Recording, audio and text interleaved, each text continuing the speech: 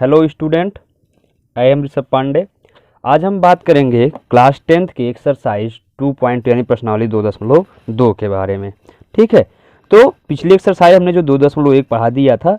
अब यहाँ पे देखिए एक्सरसाइज 2.2 का जो पहला प्रश्न है वह है, लेकिन पहले प्रश्न पढ़िए। देखिए लिखा है आपकी किताब में, देखेंगे। प्रश्न है, निम्न द्विघात बहुपदों के शून्य ज्ञात कीजिए और शून्यकों तथा गुणांकों के बीच के संबंध की सत्यता की जांच कीजिए।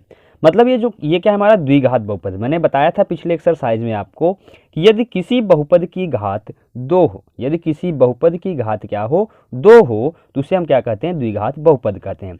ये x पावर 2 है ना। अच्छा, बात करते हैं अब द्विघात बहुपद के बारे में। हम आपको विस्तृत रूप से थोड़ा बता देते हैं यहाँ पे साइड में एक रफ वर्क में। ठीक है, ax² plus bx plus c। ठीक है, यदि कोई समीकरण या कोई बहुपद ax² plus bx plus c के रूप का होता है तो उसे हम क्या कहते हैं, द्विघात बहुपद कहते हैं। ठीक है, क्या कहते हैं, द्विघात बहुपद कहते हैं। जहां पर यह a का जो मान है वह 0 के बराबर नहीं हो सकता। क्यों? क्योंकि अगर a का मान 0 के बराबर हो जाएगा तो 0 का गुणा x² में आपका क्या हो जाएगा, 0 हो जाएगा। तो यहाँ पे समीकरण की घात क्या हो जाएगी, 1 हो जाएगी। जिसे हम क्या कहेंगे, तब रैखिक बहुपद कहेंगे, द्विघात बहुपद नहीं बनेगा। ठीक है, तो a का मान क्या हो, 0 के बराबर नहीं हो सकता इसमें। और a, b, c ये तीनों क्या होती हैं, वास्तविक संख्याएं होती हैं। कौन सी संख्याएं होती हैं, वास्तविक संख्याएं होती हैं। ठीक है, वास्तविक संख्या के बारे में हम आपको प्रथम अध्याय जो पहला चैप्टर था उसको में हम आपको इसके बारे में बता चुके हैं। वास्तविक संख्या क्या होती है, परिभाषा परिमेय संख्या की, पूर्ण संख्या क्या होती है, पूर्णांक क्या होता है, सब कुछ। तो यदि या आप कह सकते हैं ax² plus bx plus c के रूप का जो समीकरण या जो बहुपद होता है उसे हम क्या कहते हैं, द्विघात बहुपद कहते हैं। ठीक है, तो ये ax² plus bx plus c हो गया। a का मान 0 के बराबर नहीं होगा। a, b, c तीनों वास्तविक संख्याएं होती हैं। अब हम बात करते हैं जो आपके प्रश्न में कहा है कि निम्न द्विघात बहुपदों के शून्य ज्ञात कीजिए। तो शून्य कैसे ज्ञात करते हैं, शून्य का मतलब है कि आप इसका गुणनखंड निकाल लीजिए। गुणनखंड निकालने के बाद जो यक्ष का मान आता है उसी को हम कहते हैं शून्य। यहां पर देखिए क्या है, c। ठीक है, और ये है a। तीनों वास्तविक संख्याएं a, b, c। तो हम जब गुणनखंड करते हैं, पहले गुणनखंड बताते हैं आपको गुणनखंड कैसे निकालेंगे। तो सबसे पहले हम c का गुणा a में करेंगे। किस में करेंगे, a में। c का गुणा किस में करेंगे दोस्तों, a में कर देंगे। तो यहाँ पे आप इसको देखिए, आपके पास इसमें जब आप देखेंगे तो यहाँ पर आपके पास जो है x² माइनस 2x माइनस 8 है। ठीक है, तो 8 का गुणा x² साथ किसका गुणा है, 1 का गुणा है। 8 का गुणा 1 में यदि हम करें तो c गुणे a का मान क्या हो जाएगा, 8 गुणे 1 बराबर 8 आएगा। ये क्या है, प्लस 8 है। कितना है, प्लस 8 है। ठीक है, यहाँ पे कितना है आपके पास, प्लस 8 है।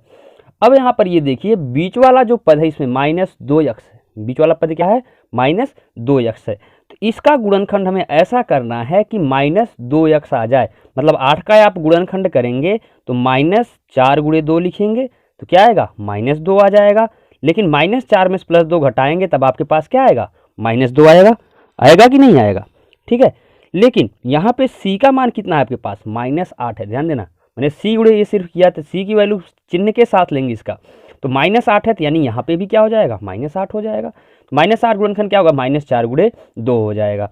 अब -4 में से जब आप +2 घटाओगे तो आपके पास क्या आएगा, -2, यानी b वाला पद आपको मिल गया। कितना, -2 आ गया। बात समझ में आ रही कि नहीं आ रही, ठीक है ना। तो यहाँ पे आपके पास क्या हो गया, -4 में से +2 को घटाया, -2 आ गया। और -4 में जब फिर आप 2 का गुणा करेंगे तो आपके पास क्या आएगा, -8, यानी c गुणे a के बराबर आ जाएगा। चलिए इस तरफ हम करके दिखाते हैं आपको। तो यहाँ पे क्या हो जाएगा, x² minus 4x plus 2x ऋण 8। ठीक है ना। सबसे पहले मैंने क्या किया, c का गुणा a में किया। तो c का मान कितना था, -8 था। माइनस चिन्ह लगा था तो -8, और a के साथ प्लस है तो +1। -8 गुणे +1 करेंगे तो क्या आएगा, -8 आ गया। ठीक है, अब -8 का ऐसा गुणनखंड करिए ताकि आपको क्या मिले, -2 मिल जाए। तो 4 गुणे 2 क्या होता है, +8 होता है। लेकिन हमें लाना क्या है, -8 है। तो -4 में यदि हम 2 का गुणा करें तो -8 आएगा। -2 में भी 4 का गुणा करोगे तो आपके पास क्या आ जाएगा, -8 ही आएगा। लेकिन यहाँ पे 4 क्या है, धनात्मक है, बड़ी संख्या है। 4 में से 2 घटाओगे तो +2, लेकिन हमें लाना क्या है, -2 लाना है। इसलिए हम क्या किया, -4 में से +2 को घटाया, क्योंकि बड़ी संख्या आपके पास यहाँ पर चिन्ह कौन सा है, बड़े बड़े नंबर का चिन्ह के सामने माइनस का चिन्ह है, इसलिए हम घटाएंगे तो -2 हो जाएगा। ठीक है, अब यहाँ पे इन दोनों में आप कुछ कॉमन कर लीजिए जो उभयनिष्ठ हो, जो दोनों में हो। यक्स स्क्वायर मतलब यक्स का गुणा 2 बार, यहाँ पर भी एक यक्स है, यहाँ पर भी एक यक्स है, यक्स को बाहर कर लेंगे, बचेगा क्या, यक्स ऋण 4 प्लस यहाँ से 2 को बाहर कर सकते हैं, 2 चौका 8 होता है ना, 2 को बाहर करेंगे तो यक्स फिर ऋण 4, 2 का गुणा एक्स करेंगे 2 यक्स, फिर 2 का गुणा 4 में करेंगे ऋण 8 आ जाएगा। ऐसे यहाँ पे यक्स का गुणा यक्स में करेंगे यक्स स्क्वायर, -4 गुणा करेंगे -4x। ठीक है, ध्यान से समझिएगा आप लोग। तो आपके पास क्या हो जाएगी, हो गया। अब यहाँ देखिए, यहाँ पर जो आएगा इस कोष्ठक में वही इस कोष्ठक में भी आना चाहिए। दोनों कोष्ठक हमारे समान, यक्स ऋण 4 यक्स ऋण 4। यक्स ऋण 4 को यदि हम बाहर कर लें तो हमारे पास क्या बचेगा, इस ब्रैकेट में यक्स प्लस 2 बच जाएगा, तो हम यहाँ लिख देंगे यक्स प्लस 2। ये हमारा क्या हो गया, गुणनखंड हो गया। क्या हो गया, गुणनखंड हो गया। तो शून्यकों के लिए यदि हम शून्यक निकाल रहे हैं, ठीक है ना, शून्यक यदि हम निकाल रहे हैं तो शून्यकों के लिए ये जो आपका px का मान दिया है वह 0 के बराबर होना चाहिए। शून्यकों के लिए आप यहाँ लिखेंगे क्या, शून्यकों के लिए px बराबर x square minus 2x minus 8 का मान शून्य है। क्या है, शून्य है, 0 के बराबर है। ठीक है, तभी तो हम शून्यक निकालेंगे, का मान शून्य है। ठीक है ना, अच्छा शून्य है तो ये शून्य के बराबर होगा, x माइनस 4 x प्लस 2, तो आप लिखेंगे x माइनस 4 एक ब्रैकेट में, दूसरे ब्रैकेट में x प्लस 2 बराबर 0 आ जाएगा। ठीक है ना, x माइनस 4 x प्लस 2 बराबर क्या हो जाएगा आपके पास, 0 हो जाएगा। ध्यान दीजिएगा अब आसानी से। तो यहाँ पे यदि हम x माइनस 4 को सिर्फ 0 के बराबर करें, x माइनस 4 बराबर 0 लिख सकते हैं, तो यहाँ पे क्या हो जाएगी, x बराबर 4 आ जाएगा। और जब x प्लस 2 को 0 के बराबर करेंगे तो आपके पास क्या हो जाएगा, जहाँ पर दिस इम्प्लाइज आप ऐसे लिख सकते हैं, क्लास 11 का है थोड़ा सा है। ठीक है ना, क्लास 11 12th में इसको यूज करते हैं हम। तो यहाँ पे क्या लिखेंगे आप, x प्लस 2 इक्वल टू 0 है, x प्लस 2 बराबर 0 है, तो x बराबर क्या आ जाएगा आपके पास, ऋण 2 आ जाएगा। क्या आ जाएगा, ऋण 2, प्लस 2 इस तरफ आएगा तो ऋण 2 हो जाएगा। यानी x के 2 मान आपके पास आए, एक प्लस 4 आ गया और एक क्या आ गया, ऋण 2 आ गया। यही दोनों जो x के मान है इसे हम क्या कहते हैं, शून्य कहते हैं। तो यहाँ पर आप लिख सकते हैं, अतः थोड़ा बड़ा प्रश्न है, आप ध्यान से समझिएगा। अतः x स्क्वायर माइनस 2x ऋण 8 के, ठीक है, ऋण 8 के शून्यक, ऋण 8 के शून्यक 4 और ऋण 2 हैं, 4 और ऋण 2 हैं। ठीक है ना, थोड़ा हिंदी की राइटिंग कम सही है तो आप देखते रहिए ध्यान से। अतः x square minus 2x minus 8 के शून्यक 4 और ऋण 2 हैं। ठीक, तो शून्यक निकल गया। अब सत्यता की जांच आपको करनी है, सत्यता की जांच करनी है कि ये जो शून्यक हमने निकाला है ये सही है या गलत है। ठीक है ना, सत्यता की जांच करनी है।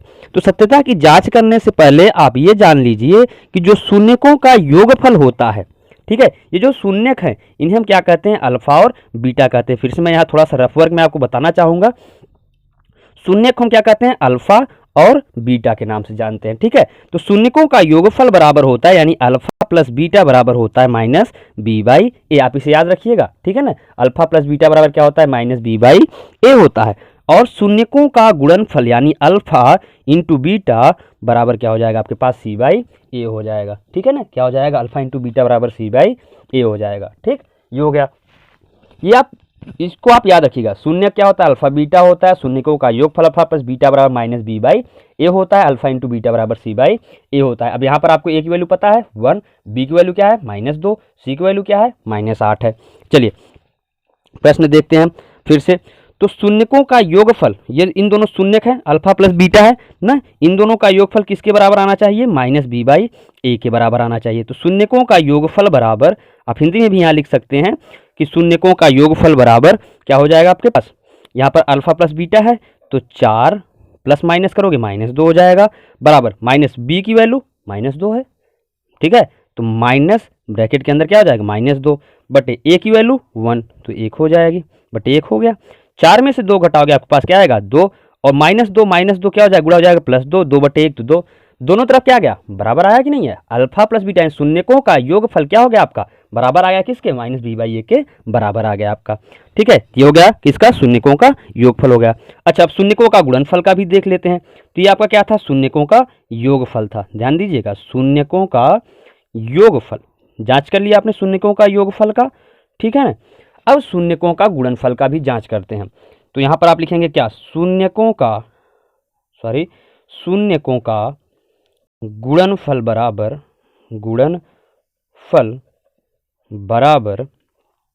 आप क्या करें, शून्यकों का गुणनफल बराबर मैंने क्या बताया, अल्फा इंटू बीटा बराबर सी बाई ए, यानी यहाँ पर क्या हो जाएगा सी बाई ए। तो अल्फा क्या है आपके पास 4 है, तो 4 गुणे ऋण 2 हो जाएगा बराबर सी के स्थान कितना है यहाँ पर आपके पास देखिए ऋण 8 है, कितना है ऋण 8, और ए का स्थान कितना है 1 है, तो हम क्या लिखेंगे ऋण 8 बटे 1। तो 4 का गुणा जब आप 2 में करोगे, ऋण 2 में करोगे तो आपके पास क्या आ गया ऋण 8 आ जाएगा, ऋण 8 बराबर ऋण 8, दोनों तरफ बराबर आ गया ना, दायां पक्ष और बायां पक्ष दोनों बराबर आपके पास, ये बायां पक्ष है ये दायां पक्ष है, आपके हाथ के अनुसार देख लीजिएगा कौन सा बायां है कौन सा दायां, तो दोनों में क्या हो गया बायां पक्ष बराबर दायां पक्ष आ गया, यानी आपका क्या हो गया सत्यता की जांच हो गई, यानी जो शून्य का योगफल है वो माइनस बी बाई ए के बराबर आ गया, अल्फा प्लस बीटा बराबर होता है, और शून्य का गुणनफल किसके बराबर आ गया सी बाई ए के बराबर आ गया।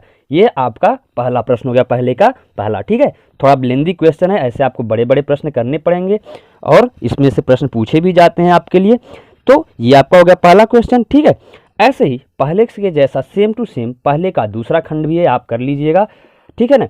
दूसरा जो आपका पहले का दूसरा जो प्रश्न है मैं आपको दिखा देता हूँ, दूसरा प्रश्न आपके अपनी पुस्तक में देखेंगे तो लिखा होगा कि sorry 4s square minus 4s plus 1, ठीक है ना, 4s square minus 4s plus 1 लिखा होगा, ठीक है, आपकी पुस्तक में क्वेश्चन है ये, ठीक। तो अब इसमें आप देखिए मैंने क्या बताया, आप a x square plus b x plus c, पहला प्रश्न आप ध्यान से देख लीजिएगा, बाकी सब आसानी से हो जाएंगे, ठीक है ना। तो आपका हो गया 4s square minus 4s plus 1, ये सी की वैल्यू कितनी है 1 और इसकी कितनी है ए की वैल्यू 4 है यानी 4 है, तो 4 का गुणा सी का गुणा किस में करेंगे ए में करेंगे, 4 का गुणा 1 में करोगे आपके पास क्या आएगा प्लस 4 आएगा, क्योंकि प्लस 1 गुणे प्लस 4 4 आ जाएगा, ठीक है। तो 4 के 4 हो गया। अब 4 का ऐसा गुणनखंड करो जिससे जोड़ने पर -4 आ जाए और गुणा करने पर +4 आ जाए। तो आप यहाँ पर देखिए -4 को हम लिख सकते हैं -2 गुणे -2 सॉरी -4 कहाँ +4 होगा, तो +4 को हम क्या लिख सकते हैं -2 गुणे -2, -2 गुणा करो क्या आएगा +4 आ जाएगा। और -2 में यदि हम -2 को जोड़ दें, -2 में हम क्या करें -2 को जोड़ दें तो हमारे पास क्या आ जाएगा -4 आ जाएगा, आएगा कि नहीं आएगा। तो यहाँ पे हम क्या लिखेंगे इसमें, आप यहाँ लिखेंगे 4s स्क्वायर मिल गया -2s, ठीक है 25 नहीं है यस है, ठीक है ना, तो 2s प्लस 1।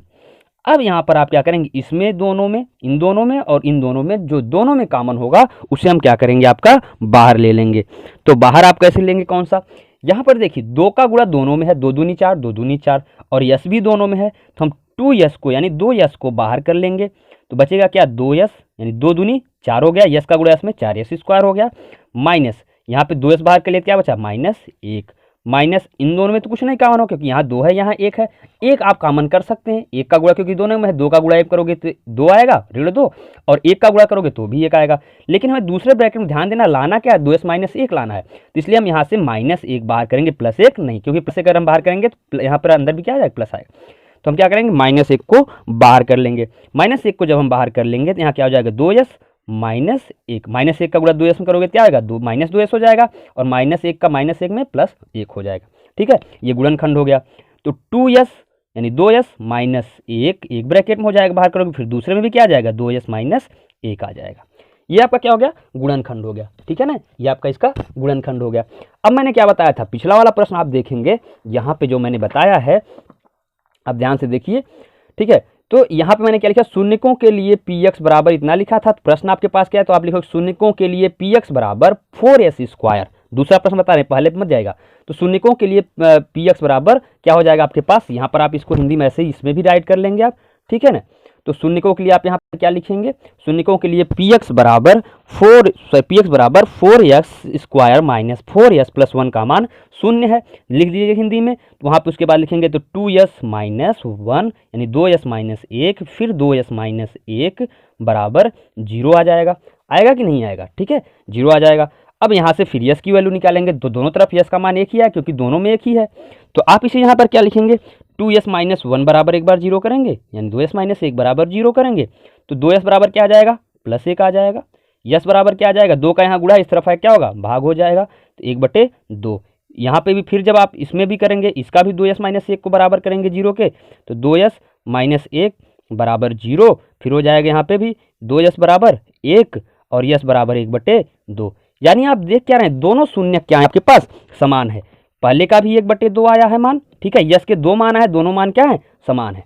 यानी जो शून्य हमारे पास आया 4s² माइनस 4s प्लस 1 का, वह क्या है, 1/2 और 1/2 है, दोनों प्लस प्लस है, ठीक है। अब देखिए इसी प्रश्न को मैं यहाँ पर आगे करता हूँ। यहाँ पे शून्य निकल गया। अब सत्यता की जांच आप यहाँ लिख देंगे, सत्यता की जांच, सत्यता की जांच, ठीक है ना, सत्यता की जांच लिखते हैं। तो सत्यता की जांच करेंगे तो मूलों का योगफल बराबर, मैंने आपको क्या बताया, अल्फा प्लस बीटा बराबर माइनस बी बाई ए बताया ना। अल्फा क्या है आपके पास 1/2, बीटा क्या है 1/2, दोनों अलग अलग 1/2 ही है, तो 1/2 प्लस 1/2 बराबर माइनस बी बाई ए करेंगे तो बी की वैल्यू कितनी है, ऋण 4 है, ठीक है, ऋण 4 minus B by A minus ऋण 4/ए की वैल्यू कितनी है 4। अब 1/2 में 1/2 जोड़ सकते हो, भिन्न का जोड़ है, आसानी जुड़ जाएगा, ऊपर का जोड़ देंगे 1 1 2, 2/2 आ जाएगा। ऋण ऋण का गुणा करोगे धन आ जाएगा, 4/4 दोनों तरफ कट जाएगा, 1 बराबर 1। तो दायां पक्ष बराबर क्या हो गया आपके पास, बायां पक्ष हो गया, ये बायां पक्ष हो गया, ये दायां पक्ष, बायां पक्ष बराबर दायां पक्ष। ये क्या हो गया, मूलों का योगफल अल्फा प्लस बीटा निकल गया। अब मूलों का गुणनफल निकालोगे, यानी अल्फा इंटू बीटा, आप हिंदी में लिख लीजिएगा यहाँ पे मूलों का गुणनफल, मूलों का गुणनफल ऐसे लिख लेंगे, ठीक है ना, मूलों का गुणनफल। ऊपर यहाँ पर क्या लिख लेंगे, मूलों का योगफल, मूलों का क्या हो जाएगा, योगफल हो जाएगा, ठीक है ना। अब यहाँ पर अल्फा इंटू बीटा बराबर क्या होता है, मैंने फार्मूला बताया पीछे, सी बाई ए। तो अल्फा इंटू बीटा यानी 1/2 गुणे 1/2 बराबर सी बाई ए करोगे तो सी की वैल्यू आपके पास कितनी है, 1 है, और ए की वैल्यू कितनी है 4, तो 1 क्या हो जाएगा 4। 1/2 गुणा करोगे इसमें 1/4 बराबर 1/4 आ जाएगा, ठीक है। तो आपका क्या हो गया, यहाँ पर भी आप देख रहे हो क्या, बायां पक्ष बराबर दायां पक्ष आ गया। तो पहले का दूसरा भी मैंने करके दिखा दिया आपको, ठीक है ना। अब पहले का जो प्रश्न का तीसरा खंड है, तीसरा खंड भी आपको इसी तरह से क्या करेंगे, कर लेंगे, क्योंकि वहां पर तीसरे खंड में क्या है, 6x² माइनस 3 ऋण 7x है। तो आप उसमें करिएगा क्या, जो तीसरा आपके पास प्रश्न है आप उसको ऐसे भी लिख सकते हैं, 6x² माइनस 7x माइनस 3 लिख दीजिएगा, फिर उसके बाद उसे आप आसानी से हल कर लीजिएगा, ठीक है, द्विघात समीकरण के रूप है। मैं आपको एक और प्रश्न बता देता हूं, क्योंकि थोड़ा सा अलग है जो आपका, जैसे चौथा और पांचवा प्रश्न, ठीक है, दोनों एक जैसे। मैं एक चौथा प्रश्न आपको बता देता हूं, पांचवा भी आप उसी तरह से कर लीजिएगा।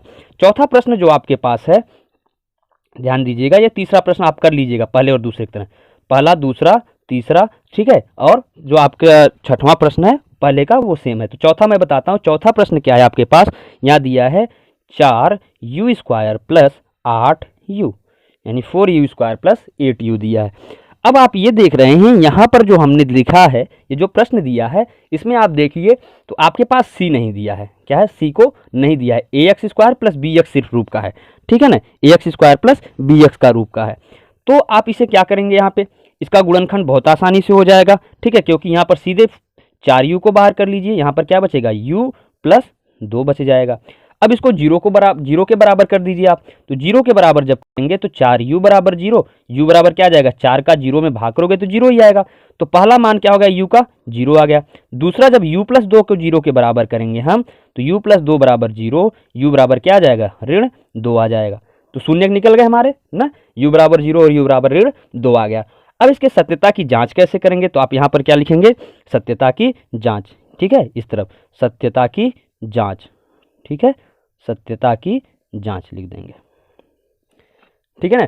सत्यता की जांच आप क्या करेंगे, इसमें लिखेंगे मूलों का योगफल, मूलों का योगफल ऊपर हिंदी में लिख लीजिएगा, मूलों का योगफल अल्फा प्लस बीटा बराबर माइनस बी बाई ए, ठीक है, और 0 का गुणा ऋण 2, अल्फा क्या है आपके पास 0 है, बीटा क्या है आपके पास ऋण 2 है, ठीक है ना, अल्फा क्या है आपके पास 0 है और बीटा क्या है ऋण 2, तो 0 प्लस ऋण 2 आपके पास बराबर ऋण बी बाई ए, यानी बी की वैल्यू कितनी है आपके पास प्लस 8 है, तो माइनस यहाँ पे 8 हो जाएगा, बटे ए का मान कितना है 4, दोनों को जोड़ोगे तो आपके पास क्या आएगा ऋण 2, 4 से 8 में भाग करें क्या आ जाएगा ऋण 2।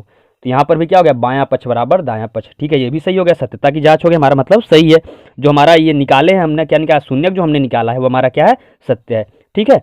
अब उसके बाद मूलों का गुणनफल निकालेंगे। मूलों का गुणनफल बराबर क्या होता है, अल्फा इंटू बीटा बराबर होता है सी बाई ए। तो जीरो का गुणा आप किसी भी संख्या में करेंगे तो क्या आएगा, आपके पास जीरो ही आएगा।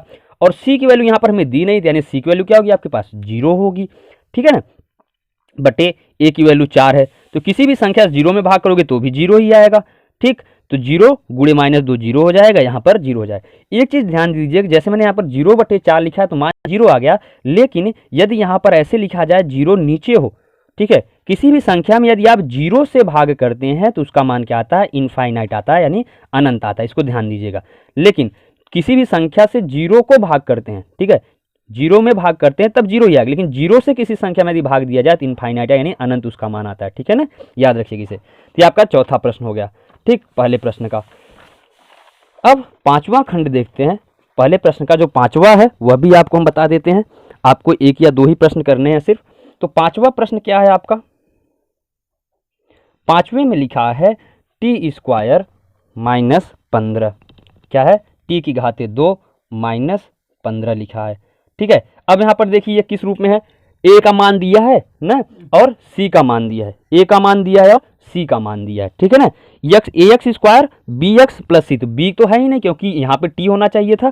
तो आपके पास क्या है, यह सिर्फ किस रूप में है, देखिए जो हम द्विघात समीकरण आपको बताए हैं a x square plus b x plus c के रूप का होना चाहिए, बताया है कि नहीं बताया। तो यहाँ पे आपके देख क्या सकते हैं, ए एक्स स्क्वायर यानी ए टी स्क्वायर हो गया, बी एक्स है नहीं, सीधे सी का मान दिया है 15, यानी आपके पास क्या है, ए और सी है।